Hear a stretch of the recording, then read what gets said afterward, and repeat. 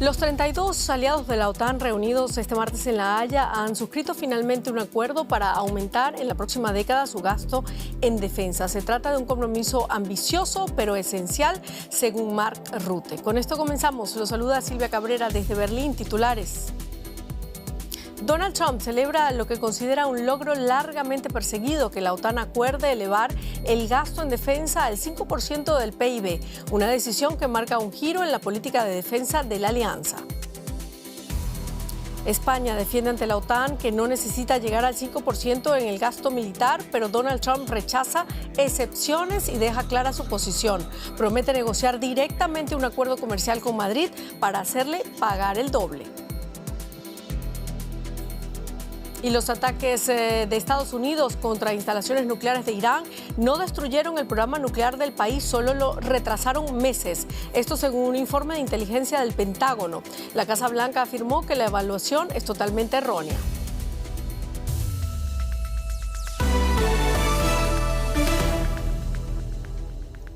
Los líderes de la OTAN han aceptado la exigencia de Donald Trump de aumentar drásticamente el gasto en defensa. Según la declaración firmada al cierre de la cumbre de La Haya, todos los países miembros se comprometen a destinar el 5% de su PIB a inversión militar de aquí a 2035 en función de las necesidades de la alianza.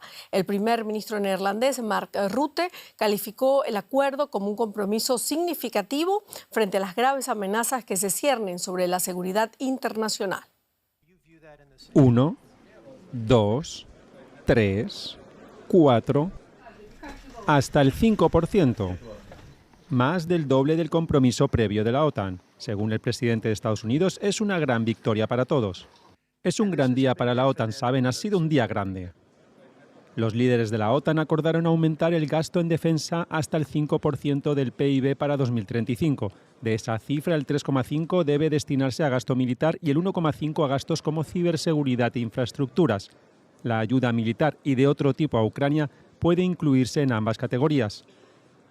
La cumbre de la OTAN se vio ensombrecida por la guerra entre Israel e Irán. Trump dio a entender que se ha acabado por ahora. No se van a pelear más entre ellos, ya se han hartado. Tuvieron una gran pelea como dos niños en un patio de colegio. Ya sabes, se pelean como locos, no puedes pararlos, dejarlos pelear unos 2-3 minutos, entonces es fácil pararlos. Y papi a veces tiene que usar un lenguaje fuerte. Tienes que usar palabras fuertes, hace falta usar cierto vocabulario. Las palabras del secretario general han causado asombro en la cumbre. Mark Rutte, el jefe de la OTAN, que es tu amigo, te ha llamado antes papi. ¿Considera a sus aliados de la OTAN como una especie de niños? No, es simpatía. Creo que le caigo bien. Si no es así, se va a enterar. Volveré y le daré duro. Lo ha dicho con mucho cariño. Papi, tú eres mi papi. Los líderes de la OTAN parecían tener un objetivo claro: satisfacer a Donald Trump y hacerle sentir bien con la familia de la OTAN. El apoyo de Trump es importante para algunos miembros de la OTAN que quieren que termine la invasión rusa a Ucrania. Presenté a Trump nuestro deseo urgente de que Estados Unidos se una a nosotros ahora con nuevas sanciones a Rusia. No habrá solución militar a este conflicto. Tenemos que aumentar la presión económica sobre Moscú. Trump y el presidente de Ucrania, Volodymyr Zelensky, mantuvieron una reunión amistosa en La Haya, lo que alienta esperanzas de diálogo. Bueno, y todos apoyaron ese documento final, aunque hay matices. España insistió en que no necesita un porcentaje tan alto para cumplir con la OTAN. Trump no está de acuerdo y lo dejó saber. En La Haya, nuestra enviada especial, Carol Guerrero, habló con el secretario de Estado de Estados Unidos, Marco Rubio. ¿Qué balance, secretario, hace usted de esta cumbre? Una cumbre muy positiva. Obviamente estamos viendo que la OTAN tiene un compromiso ahora de nuestros aliados muy fuerte. Desafortunadamente España no es parte de eso, lamentable, pero posiblemente eso cambie en algún punto. Pero creo que hoy fue la reunión más importante en la historia de la OTAN en términos de el compromiso que han hecho nuestros aliados a la defensa mutua de todos los miembros. Secretario, en cuanto a Irán, ese país dice que ellos no van a detener su programa nuclear. En caso de que se mantengan en su palabra, ¿Estados Unidos volverá a tomar medidas? Bueno, siempre es una opción de poder hacerlo. Ellos tienen derecho a poder tener poder energético a través del sistema nuclear, como tienen muchos países de manera pacífica. Lo que nunca van a tener es una bomba atómica. Ya. Okay, muchas gracias. Gracias, secretario. Bueno, lo dicho, esta cumbre de la OTAN reúne a los 32 países miembros que acordaron fijar como objetivo común una inversión del 5% del PIB en defensa para el año 2035, sin excepciones. Nuestra enviada especial a La Haya, Carol Guerrero, con más. ¿Qué tal, Carol? Bueno, explícanos en qué consiste exactamente este plan de inversión en defensa acordado en La Haya.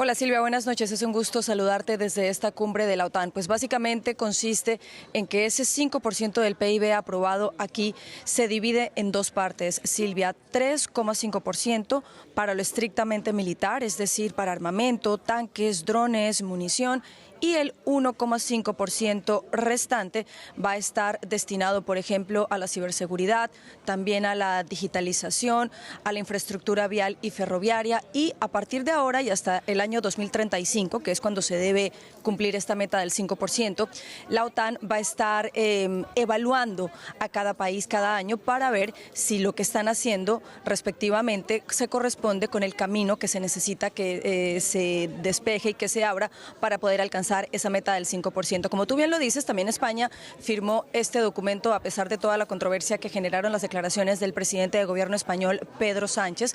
Aún así, él firmó este documento y es importante destacar que el documento final, Silvia, ha sido muy escueto si lo comparamos con el de años anteriores. Tiene apenas 5 puntos respecto a los 38 que tuvo, por ejemplo, el documento de la cumbre pasada en Washington, y no incluye temas como China, tampoco habla de Irán, tampoco habla de la igualdad de género ni de cambio climático, pero bueno, en general estos 5 puntos y sobre todo ese acuerdo en torno al 5% ha dejado contentos por lo menos a la gran mayoría de los líderes de estos países que hacen parte de la OTAN, Silvia. Bueno, y sobre todo a Donald Trump, lo escuchábamos ya. Caro, a diferencia de otras cumbres, Ucrania no fue tema central en esta ocasión. ¿Se ha ido con las manos vacías el presidente Volodymyr Zelensky? Es cierto que Ucrania esta vez se vio eclipsada, por decirlo de alguna manera, Silvia. Por ejemplo, en las cumbres anteriores, el año pasado en Washington, el año antepasado en Lituania, Zelensky era prácticamente la estrella de esta cumbre. Este año no ha sido así, incluso algunos líderes expresaron que les hizo falta ver una sesión especial dedicada a Ucrania. Fue el caso del primer ministro de Canadá, Mark Carney, quien dijo que se debió realizar algo así. Aunque no tuvo lugar esto, tampoco podemos decir que Zelensky se va con las manos vacías, porque Mark Rutte, el jefe de la OTAN, ha reiterado el compromiso de esta alianza con Ucrania, con el país del presidente Volodymyr Zelensky, y que además se debe comenzar a despejar el camino para que en algún momento haga parte de la OTAN. Y por otro lado, pues como escuchábamos y tú lo mencionabas, tuvo esta reunión con el presidente Donald Trump. Ambos hicieron un balance muy positivo del encuentro, de manera que no fue el centro de atención, pero tampoco se va con las manos vacías, y eso sí, a partir de ahora deberá ser lo más pragmático posible, porque definitivamente en esta alianza quien está teniendo el control de lo que pasa acá es el presidente Donald Trump, así que lo que más le conviene al presidente ucraniano es el pragmatismo para poder mantener en buen tono al presidente de los Estados Unidos.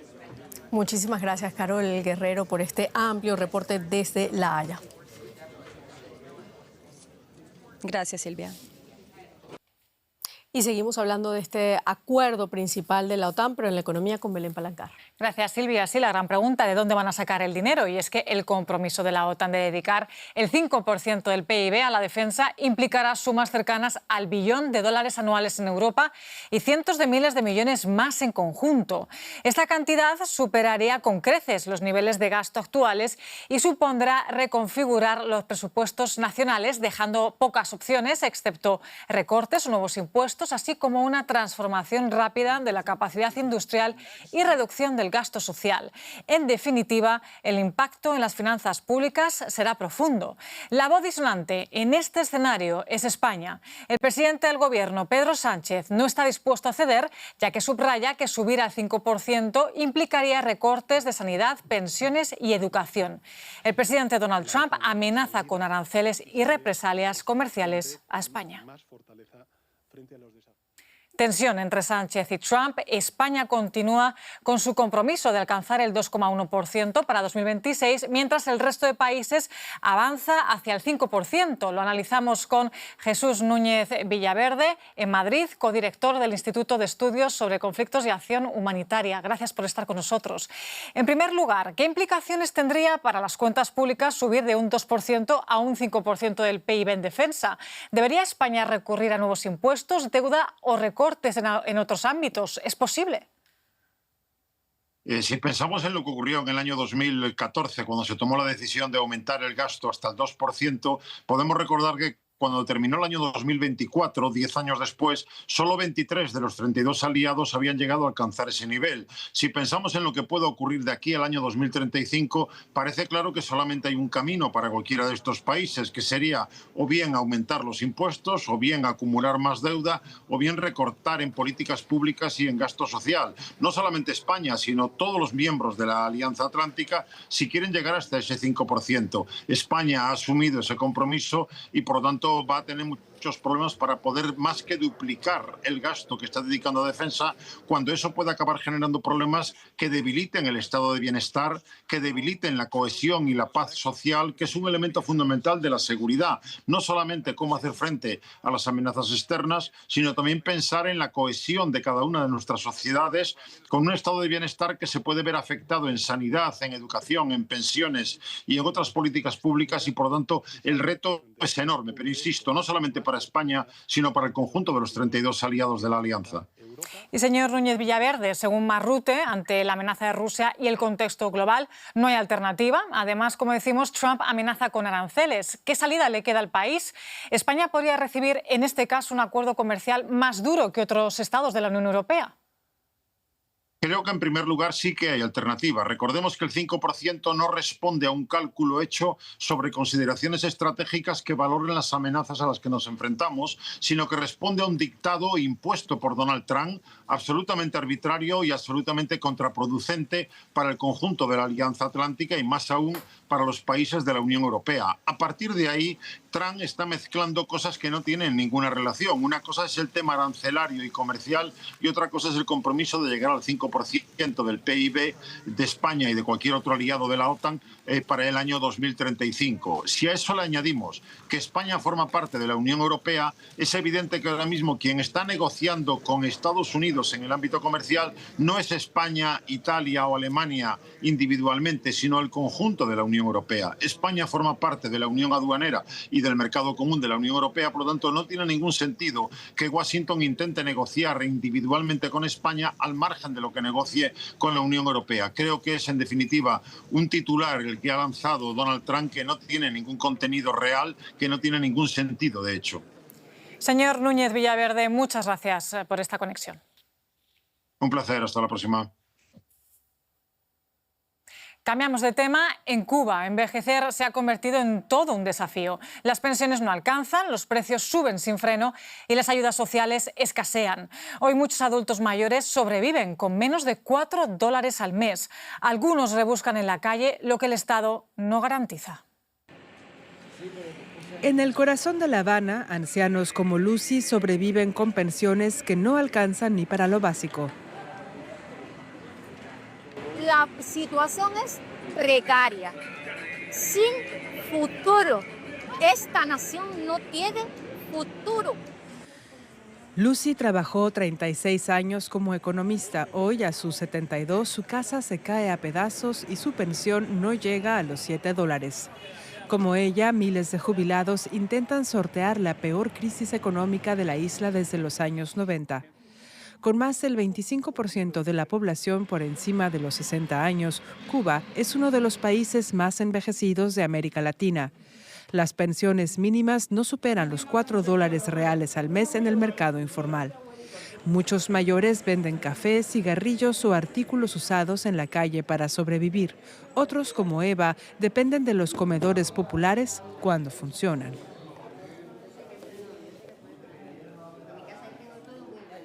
Por la necesidad que tiene el país, que no hay comida, no hay nada, y entonces los viejos, tú sabes cómo estamos los viejos, 1.500 pesos de cosa al mes. No me alcanza para nada porque todo está muy caro, mira. Y entonces ya, la única alternativa que tenía era venir aquí. En un país sin garantías para envejecer con dignidad, cada día es un acto de resistencia para los adultos mayores cubanos. Hasta aquí la economía, pero tenemos más cosas y más conflictos. Silvia. Así es, Belén. Seguimos nosotros un día después de que Israel e Irán adoptaran una frágil tregua tras 12 días de escalada bélica. El Parlamento iraní aprobó un proyecto de ley para suspender la cooperación con el Organismo Internacional de Energía Atómica y prohibir la entrada al país del jefe de esa agencia, Rafael Grossi.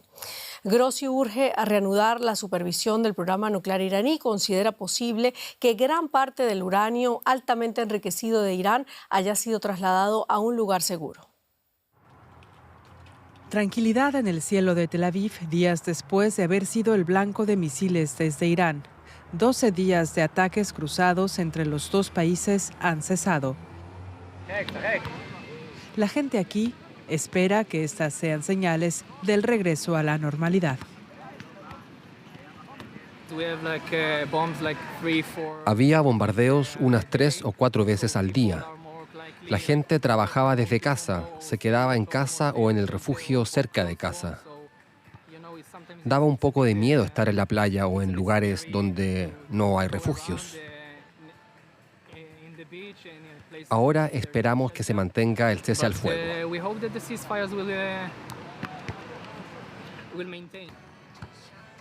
Horas después de que el presidente Donald Trump anunciara el cese al fuego entre Israel e Irán, el primer ministro israelí Benjamin Netanyahu proclamó una victoria histórica.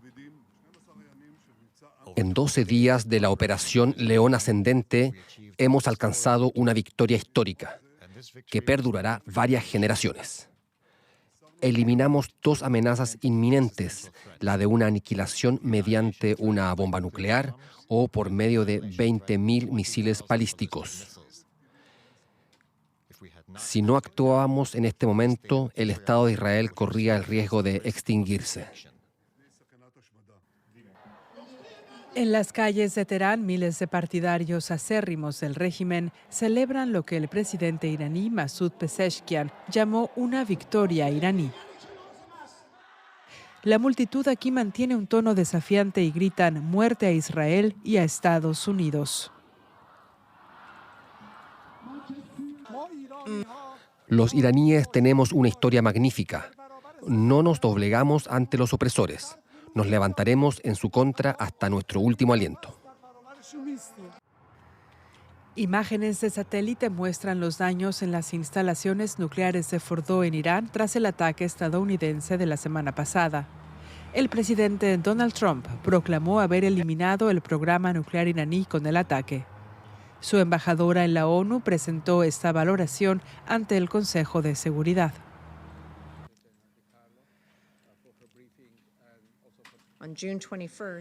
El 21 de junio, una operación de precisión estadounidense cumplió con eficacia nuestro objetivo, reducir la capacidad de Irán para producir un arma nuclear. Sin embargo, un reporte preliminar de inteligencia filtrado a medios estadounidenses sugiere que los ataques solo retrasan la capacidad nuclear de Irán por algunos meses. La Casa Blanca califica esta evaluación de absolutamente errónea. Y ampliamos con Maya Siminovich en Tel Aviv. Maya, ¿es realista hablar de una victoria histórica para Israel cuando la capacidad nuclear de Irán, según informes de inteligencia, solo se ha visto retrasada por unos meses? Hola Silvia, como decías, ambas partes declaran victoria. Si es realista, es difícil de determinar, pero los análisis indican los más pesimistas, como estadounidenses desde medios de comunicación, que solamente lo han retrasado meses, los más optimistas por el ejército israelí, diciendo que han retrasado la capacidad armamentística nuclear por años. En cualquier caso, ninguno de los análisis son definitivos. La guerra comenzó el 13 de junio por parte de Israel para supuestamente neutralizar este poder y que Irán nunca tuviese bombas nucleares. Es lo mismo que ha repetido Trump en varias ocasiones y es patente que eso no se ha conseguido. Se ha diezmado su capacidad de misiles tierra-tierra balísticos, pero tampoco se ha acabado con ella. Y la pregunta es realmente si Irán ha conseguido mover su uranio enriquecido a otro lugar que no fuera Fordo. En caso de ser así, los análisis serán exactamente los primeros que decías, de que solamente es una cuestión de meses que puedan volver a estar en el lugar en el que estaban antes de esta guerra. Maya, el presidente de Estados Unidos, Donald Trump, ha dicho este miércoles que hay grandes avances en las negociaciones para un alto el fuego entre Israel y la milicia islamista Hamas en Gaza. ¿Qué dice el gobierno israelí al respecto? El gobierno no se pronuncia sobre esto, los analistas sí. Parece que es el paso a seguir después de este triunfo, como se describe aquí, de esta guerra de 12 días para Netanyahu. Netanyahu también sale victorioso en las potenciales o elecciones, si las hubiera hoy, según análisis de la televisión estatal Kan, saldría ganando su partido y su coalición de gobierno, de manera que está en una situación diferente a la que estaba antes de la guerra de Irán. Por lo tanto, analistas consideran que efectivamente el paso ahora es tratar de hacer algo en Gaza. No se sabe exactamente qué, no se explicita, pero sí llegar a un alto el fuego para que se puedan recuperar esos rehenes que Hamas todavía mantiene, que son 53, de los cuales se cree que solamente 20 están con vida. Y mientras tanto, Defensa Civil de Gaza reporta que 20 personas murieron por fuego israelí en Gaza. ¿Cuál es la situación precisamente allí en la franja? Pues no mejora. Con la guerra de Irán lo que ha pasado es que se ha visto relegada a un segundo plano, no bélico, simplemente informativo. Siguen sin entrar los suministros necesarios. Ayer mencionó el Ministerio de Defensa israelí que entraron 71 camiones.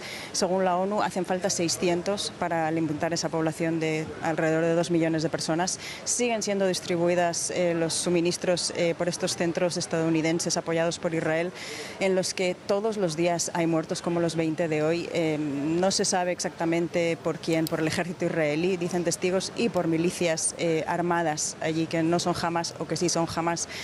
La información es muy confusa. Israel dice que sí, que ha dado tiros al aire nuevamente para disuadir a las masas que se acercaban. Y en fin, parece que es un mal sistema este de la Fundación Humanitaria para Gaza. No está consiguiendo alimentar a la población y sí causar muchas muertes innecesarias. Así que la situación de Gaza no va mejor. Muchísimas gracias, Maya Siminovich, desde Tel Aviv. Y crece la presión dentro de Irán para poner fin al régimen que gobierna desde la Revolución Islámica de 1979, y muchos exiliados comparten ese deseo de cambio. Estados Unidos alberga una comunidad irano-estadounidense numerosa y próspera. Inés Paul de DW ha estado conversando con algunos de ellos, quienes sueñan con regresar a su tierra natal cuando el panorama mejore. En Estados Unidos viven entre 500,000 y 1 millón de iraníes estadounidenses, pero solo unos cuantos están dispuestos a hablar ante las cámaras sobre el régimen iraní. Nedere Chamlo, ex asesora del Banco Mundial, se siente suficientemente segura para hablar con nosotros. Le preguntamos cómo se siente ante la posibilidad de un cambio de régimen en Irán. Había mucha esperanza de que el cambio viniera desde dentro. Todo este tiempo, cada una de las olas de protestas lo han expresado. Queremos un cambio. No quiero decir que el cambio pueda llegar a Irán por medio de extranjeros, de fuerzas extranjeras. Pero me parece que muchas personas con ideología republicana han tenido que emigrar, abandonar Irán. Muchos viven en Alemania, viven en otros países, viven en libertad. Una figura clave del cambio es Reza Pahlavi, el hijo del antiguo Shah de Irán. Estoy aquí para ponerme al servicio de mis compatriotas y guiarlos en el camino hacia la paz y la democracia. Pahlavi tiene que representar un papel porque tiene una base. No se puede hacer esto sin él. Pero necesitamos a más gente en la cancha, que compitan entre sí por sus ideas. Shayan Sami llegó en 1988 a los Estados Unidos y es un crítico abierto del régimen. No ha podido volver. Es analista de noticias y tiene su propia consultora. Tengo información fidedigna de gente dentro de Irán. El 95% de la población está a favor de que cambie el régimen, porque ven su libertad y su futuro en la ausencia de este régimen. Una de las mayores preocupaciones que tienen ahora es que si este régimen sobrevive los ataques y los bombardeos, causará daños aún mayores a la población iraní. Seguramente, Donald Trump no es la persona indicada para convertirse en agente del cambio en Irán, sobre todo por su pasado y porque el movimiento MAGA es contrario a las intervenciones en el resto del mundo. Creo que la mejor manera de avanzar sería que los líderes europeos suavizaran la figura de Trump, sus repercusiones o su forma de pensar para demostrar que hay una comunidad global unida y no es solo una cuestión estadounidense, porque la República Islámica seguramente empezará a decir: Estados Unidos está intentando controlar Irán otra vez.